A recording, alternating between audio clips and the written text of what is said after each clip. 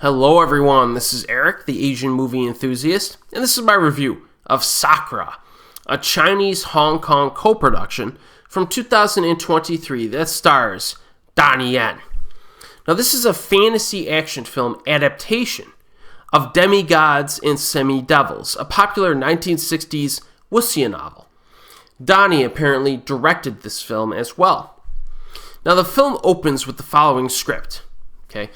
In the early Northern Song Dynasty, the country was often invaded by the Khitan-led Liao Dynasty. The former Yan Kingdom's old forces were secretly planning to restore their power. Territorial disputes triggered wars. Kindness and enmity were everywhere.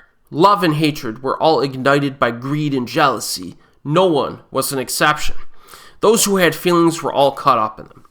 As a baby, Khitan-born Qiao Feng loses his parents and is sent to be raised by a couple from the Song Empire, which is at war with the Liao Empire. He grows up, becomes a powerful chief of the Beggars Sect, utilizing martial arts in battles. However, he's framed for the murder of the deputy chief and is kicked out from the sect after they discover his origin. So in the beginning of this film, Donnie Yen's big entrance consists of a CGI-enhanced jumping maneuver onto a chair. And at that point, I was a little bit concerned about the use of special effects in this movie. But that scene is immediately followed by a fight scene that kind of put me at ease. The opening fight is surprisingly lengthy and properly choreographed, which is something that some fantasy action films lose sight of. A lot of times they rely on special effects more than choreography, but this film does not. Not the case here. There's lots of precise creative attacks, strikes using physical props, which are supplemented by CGI to show like the fantasy-based abilities and some projectiles. So it's not photorealistic, but it's decent enough to suspend disbelief in a fantasy setting. Like there's one guy near the beginning who changes, he manifests flames in his hands, and he tries to burn Donnie Yen with his hands, his fiery hands as he's fighting him. And it's a good opening fight, and the CGI works well enough. Now, after that, we need to wait about an hour before the next fight scene, the second big fight scene, which is an even longer an epic one versus many battle in the same spirit as the opening scene. And then the third big fight scene is the finale, a one versus one duel to the death being the highlight there. So I think the quality of the action in this film is satisfying, and the superpowered abilities are executed well enough.